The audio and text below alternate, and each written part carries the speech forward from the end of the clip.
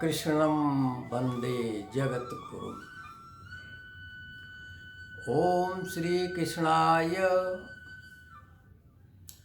विश्वरूपाय बहुरूपाय नारायणाय अनंताय परमात्मने नमो नमः। आज का जो विषय है वो है संतुष्टा सततम योगी। इसको अगर पूरा श्लोक पढ़ते हैं, संतुष्टा सततम योगी यतात्मा दृढ़ निश्चया मैं अर्पित मनोबुद्धिर्यो मद भक्ता समे प्रिया।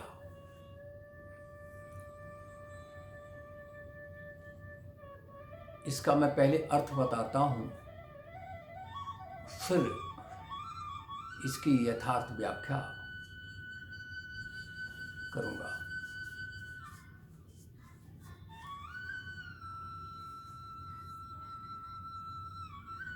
जो योगी निरंतर संतुष्ट है, ये प्रभु अपने श्रीमुख से कहते हैं, जिसने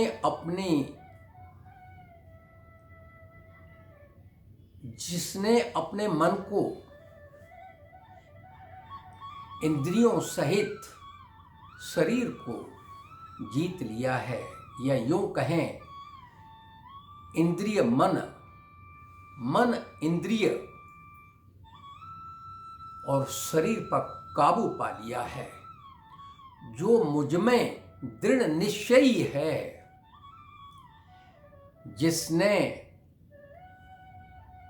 जिस भक्त ने अपने मन और बुद्धि को मुझ में अर्पण कर दिया है, ऐसा भक्त मुझे प्रिय है। अब आप देखिएगा, परमात्मा कहते हैं मन बुद्धि को मुझ पे अर्पण जिसने कर दिया है। मन ये शरीर है, शरीर में अष्टांग हैं, 9 इंद्रिय हैं। इस शरीर में 6 चक्रों में होकर ये हमारी सांस प्रश्वास प्रवाहित होती रहती है। परमात्मा हृदय में बैठे हुए हैं और शरीर में अनन्य कोशिकाएं हैं और पूरा शरीर बनता है। मन इसको कंट्रोल करता है, ये कहिए तो कहते हैं, जिसने कहावत है, जिसने मन जीता उसने जग जीता। तो मन को कैसे जीतेंगे? और बुद्धि को भी मैं बता दूं, मन का विकार ही बुद्धि है।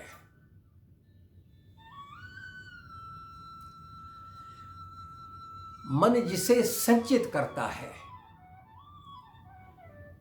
वही बुद्धि है, और बुद्धि संचित करने का जो पंचभूत है, जिसे पंचभूत प्रकृति का मैं बता दूं, अष्टभेद की प्रकृति है और 3 गुणों से ये प्रकृति बन रही है। 3 गुण हैं, अष्टभेद हैं, छित जल पावक गगन समीर मन बुद्धि अहंकार। अब मन बुद्धि के बारे में मैंने बता दिया, अहंकार, और इसको मैं पंचभूत का मैं विवरण दे दूं। पंचभूत क्या है? जिसमें हम भ्रमित रहते हैं, ये हमारे शत्रु के समान है, इन पे विजय पानी है, इनको जीतना है। इसको जीत लिया तो अपने बहुत कुछ पा लिया। तो पंचभूत अहंकार, मद, घमंड, राग, द्वेष, काम, क्रोध,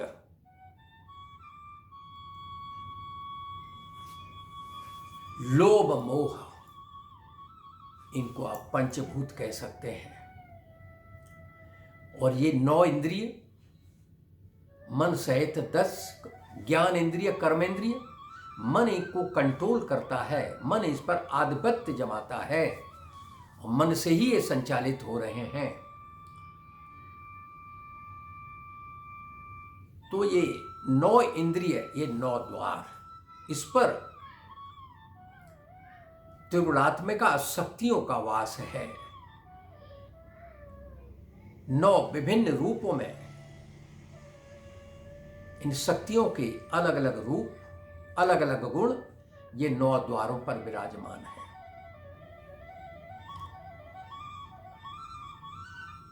मन को बता दिया बुद्धि। तो अब परमात्मा कहते हैं यतात्मा। यतात्मा का मतलब हुआ आत्मवान, जिसने अपने मन, बुद्धि और शरीर को जीत लिया है, वो यतात्मा, वो आत्मवान हो जाता है। और जो मुझ में दृढ़ निश्चयी है, मन बुद्धि को मुझ में अर्पित कर दिया, ऐसा भक्त मुझे बहुत प्रिय है। तो आत्मा क्या है, परमात्मा क्या है, इस पर भी थोड़ा प्रकाश डाल देता हूं।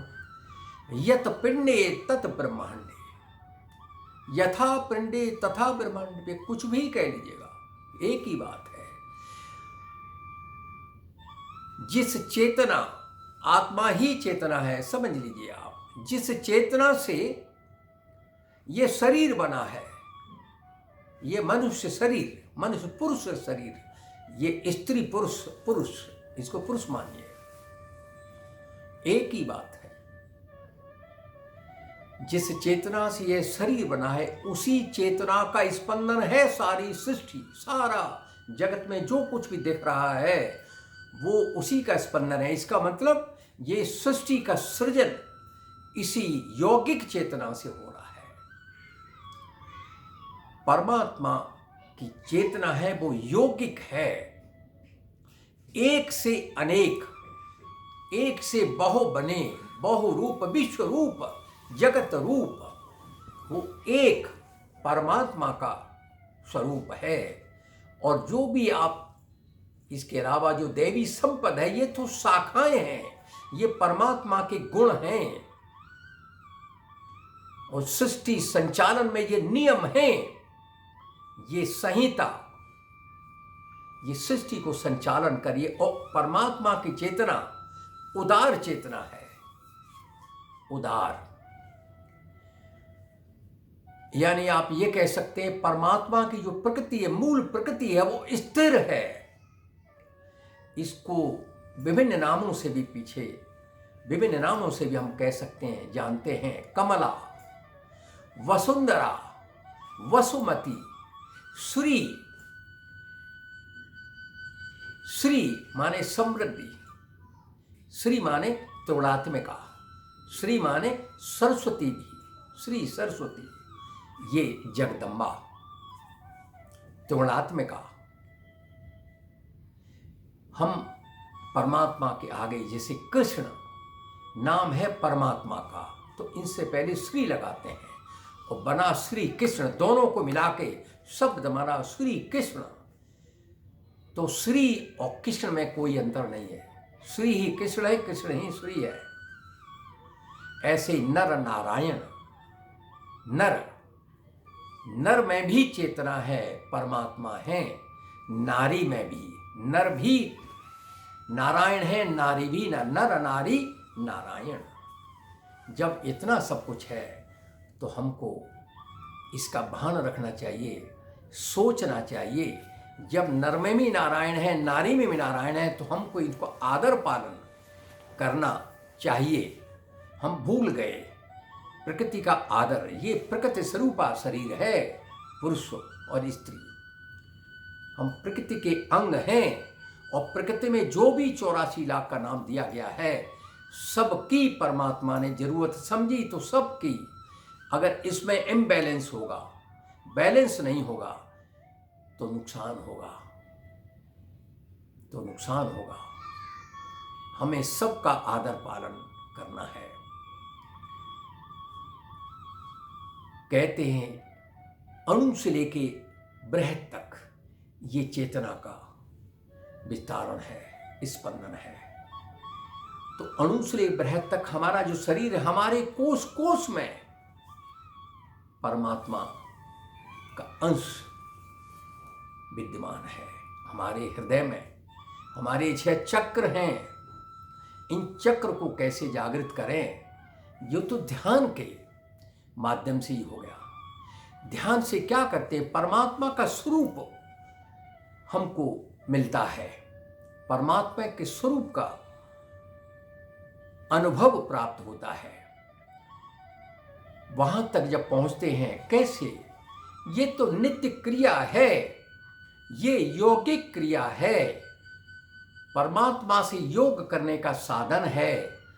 हमें हाथ हिलाने से, ये आसन करने से परमात्मा का स्वरूप, अपना स्वरूप प्राप्त नहीं हो सकता है। हमको तो ध्यान करना होगा। ध्यान से पहले प्राणायाम करना जरूरी होता है और ध्यान के अंत में भी प्राणायाम आपको करना चाहिए। चाहे 3 मिनट से लेके 5 मिनट करें, अंत में भी 3 मिनट से 5 मिनट करें, चलेगा। ध्यान, परमात्मा का नाम लेते हैं इस श्वास प्रश्वास में। ये हमारी नित्य अहर्निशो श्वास प्रश्वास चल रही है। ये 6 चक्रों में मूलाधार, स्वादिष्ठान, मणिपुर, ये हृदय चक्र, ये विशुद्ध चक्र, ये आज्ञा चक्र, ये 6 चक्रों में जब श्वास को, सांस पर श्वास का विचरण होता है, परमात्मा का नाम लेते हैं, महाप्राण योग हो जाता है। इस श्वास प्रश्वास में ये अहर्निशो सोहम सोहम, इसी में जब परमात्मा का नाम जोड़ देते हैं तो ये महाप्राण योग हो जाता है। उसके बाद फिर न तो मन में ये महाप्राण योग का, न तो ये मन में लगाते हैं, न मन में जो विचार चिंताएं हैं इसमें ही हम पड़े रहते हैं, उसमें नहीं बड़े रहना है और इसमें भी नहीं। मन को बिल्कुल स्वच्छंद छोड़ देते हैं। एक वक्त ऐसा आता है न ये चिंताएं विचार रहते हैं और ये परमात्मा का जो नाम हम ले रहे हैं, महाप्राण योग हो रहा है, इसकी भी भान नहीं हो रहता है। क्या होता है, आप शून्य में चले जाते हैं। इस जगत की उत्पत्ति भी शून्य से है। तो हमारी जो चेतना है, शुद्ध चेतना है, चेतना की सप्तम अवस्था है, वो तो यौगिक चेतना है, सूक्ष्म से सूक्ष्म। जब नित्य ये क्रिया करेंगे, नित्य माने रोजाना सतत प्रयास करेंगे, सुबह शाम दोपहर में परमात्मा का नाम ही ले लें, जब कभी समय है तो आप ध्यान भी कर लें।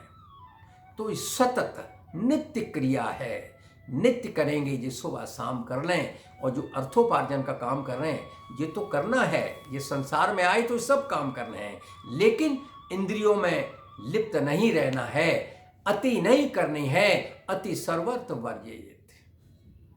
और ये ध्यान के माध्यम से अभ्यास करना, अभ्यासम फलदायकम, अभ्यास करेंगे, नित्य परमात्मा का नाम लेंगे, ध्यान करेंगे, शून्य में जाने का प्रयत्न करेंगे, परमात्मा के गुण आप में आएंगे। एक सफेद कपड़ा को अगर पीले रंग में डुबो दें तो वो पीला हो जाता है, धागे धागे में रंग पीला हो जाता है। ऐसे ही समझिए, अपनी चेतना वहां से परमात्मा के गुण लेके आ जाती है, तो आपकी अपनी चेतना भी परमात्मा की चेतना से एकाकार हो जाती है। धागे धागे में जैसे पीला रंग, तो वहाँ का स्वभाव, परमात्मा का स्वभाव प्रभाव बनता है, तो हम एकाकार होते हैं। तभी इसी को कहते हैं तदा दुष्टु स्वरूपे अवस्थानम, अपने स्वरूप का भान आपको हो जाता है। और परमात्मा से मिलन, ये तो पंचम अवस्था में तुर्यातीतम महाध्यानम, वहाँ तक ध्यान की अवस्था वहाँ तक पहुँचती है। ध्यान आपका नित्य करते करते उस अवस्था में आप पहुँचते हैं, तो ये दैवी संपद, ये गुण आपको तो पंचम चेतना में ही भ्रमण करते हुए मिलेंगे। वो वहाँ पर वो चेतना वो दिखती नहीं है, अव्यक्त है, लेकिन ऋषियों ने, महर्षियों ने, गुरुओं सदगुरुओं ने अपनी विशुद्ध चेतना में ये सब दर्शन किए हैं, जाना है। और परमात्मा की प्राप्ति तो इससे भी परे है। जितने भी कर्म फल है, इसका भी त्याग जब हो जाता है, तभी तो परमात्मा कहते हैं मेरा भक्त मुझे बहुत प्रिय होता है। यानी परमात्मा में प्रवेश की स्थिति आ जाती है। परमात्मा को जान लेते हैं भक्त, प्राणी पुरुष जान लेता है कि परमात्मा कैसे हैं, परमात्मा के गुण क्या हैं, यानी अपने स्वरूप को जान लेता है। तो परमात्मा कहते हैं मैं अर्पित मनोबुद्धि, जिसने अपने मन को मुझको अर्पित कर दिया है, मन बुद्धि को, और सतत प्रयास कर रहा है, अभ्यास कर रहा है, तो ऐसे में उसका जो मन है सहज हो जाता है। सहज हो जाता है तो फिर योगस्था कर्म को योगस्थ होके काम करना होता है। योगा कर्मसु कौशलम, तो कर्मों में ये कुशलता कहलाती है। कर्म क्या है? जो परमात्मा का नित्य हम नाम लेते हैं, ये तौर तरीका है, ये सो कर्म कह सकते हैं। निष्काम भाव से कर्मों का फल भोगते रहेंगे तो परमात्मा की प्राप्ति कैसे होगी? इस कर्म फल को तो छोड़ना होगा। परमात्मा कहते हैं दैवी हिर्षा गुणमयी मम माया दुर्त्या, मेरी जो माया, ये जो प्रकृति है, मूल प्रकृति है, बड़ी गुणमयी है, लेकिन दुरुत्त भी है। इसको तो लांघना पड़ेगा मुझ तक आने के लिए। यानी इससे भी परे परमात्मा, वो तो सप्तम अवस्था में है। आपका मन स्थिर हुआ तो इंद्रियों में संयम हो जाता है। स्थिर प्रज्ञ यति नाम ब्रह्मा भवति सारथी, आपकी चेतना यति हो गई तो ब्रह्म आपके सारथी बन जाते हैं। जैसे कि महाभारत युद्ध के समय में अर्जुन की चेतना यति हो गई थी, अर्जुन का मन स्थिर हो गया था। उन्होंने अपने इंद्रियों पर विजय प्राप्त कर ली थी। आत्मवान होने को परमात्मा ने कहा था। आत्मवान यतात्मा दृढ़ निश्चय, दृढ़ निश्चय परमात्मा में जब हुआ अर्जुन का,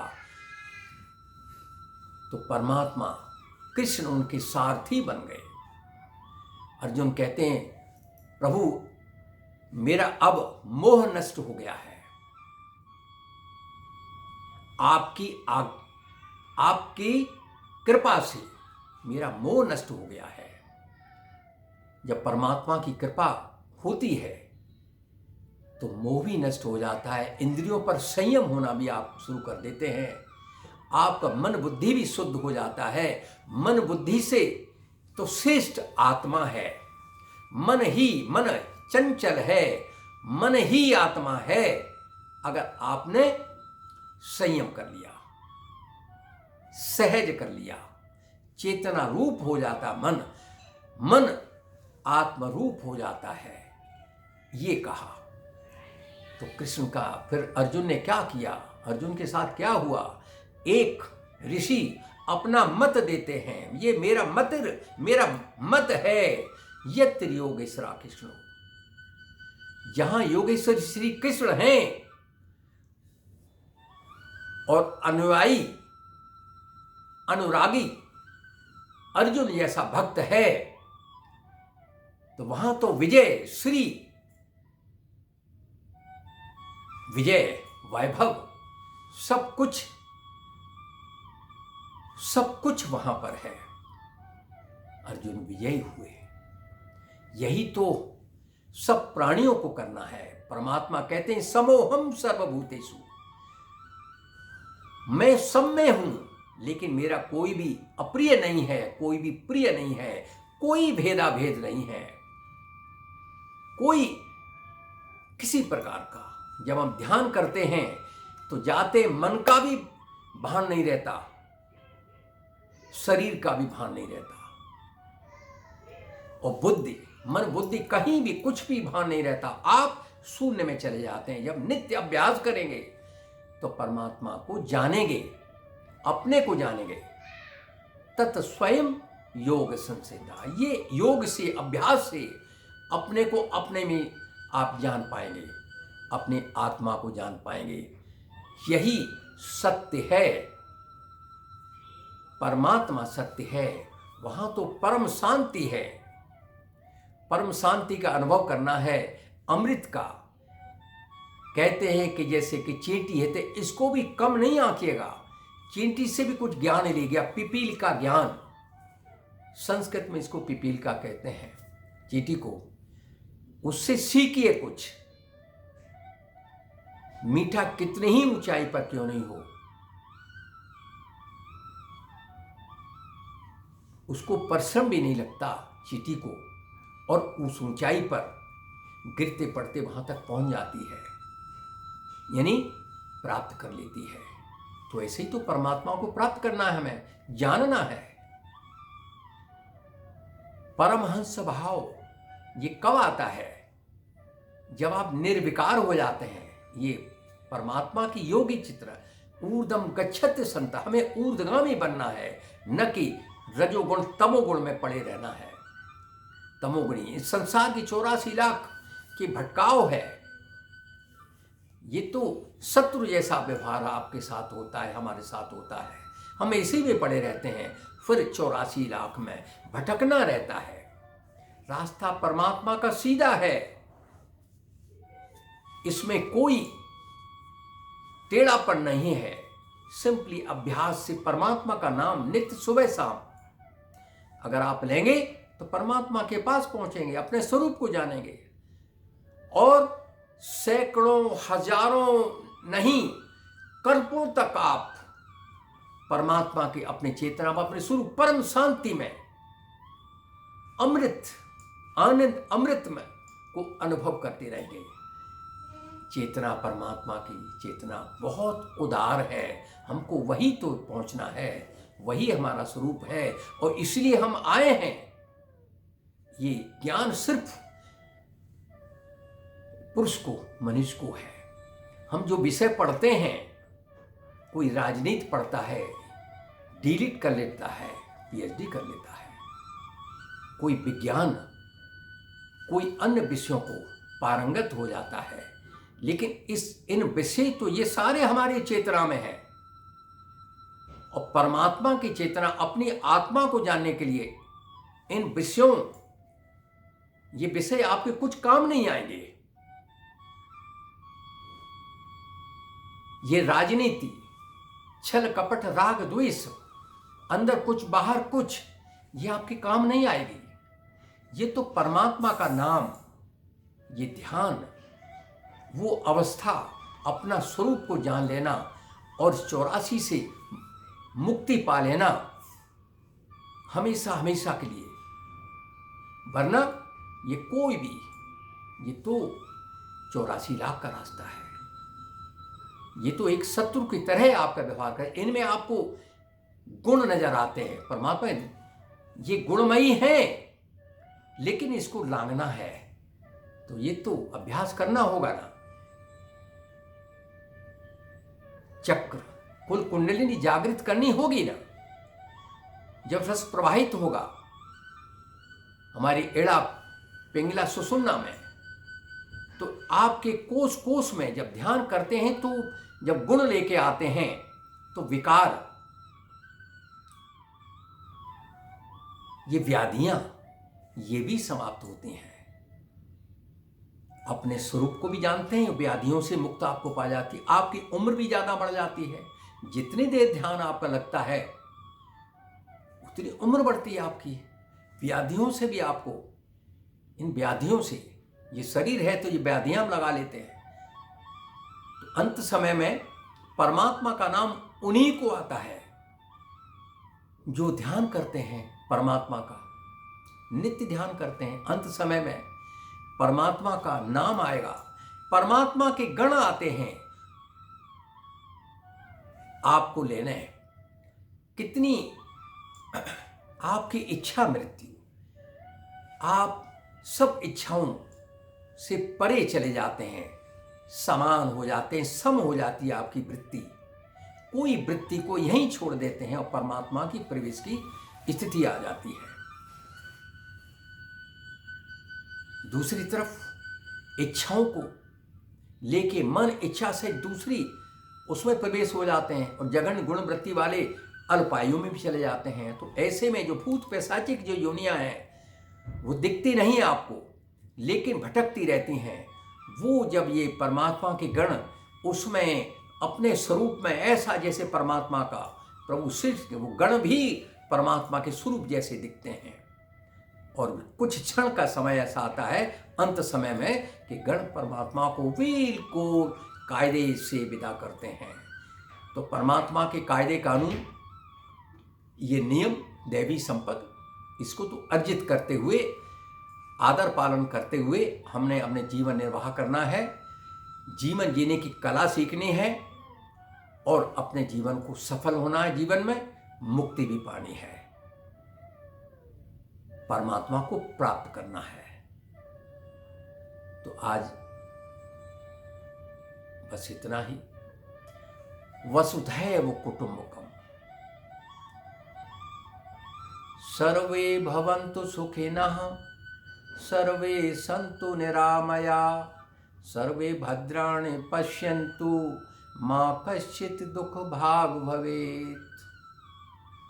ये ईश सब सुखी हों, कोई न हो दुखारी, सब हों निरोग भगवन, सब हों निरोग श्री कृष्णा, धन धान्य के भंडारी, सब भद्र भाव देखें, सन्मार्ग के पथिक हों। दुखिया न कोई होवे, जग में जो प्राणधारी, दुखिया न कोई होवे, जग में जो प्राणधारी।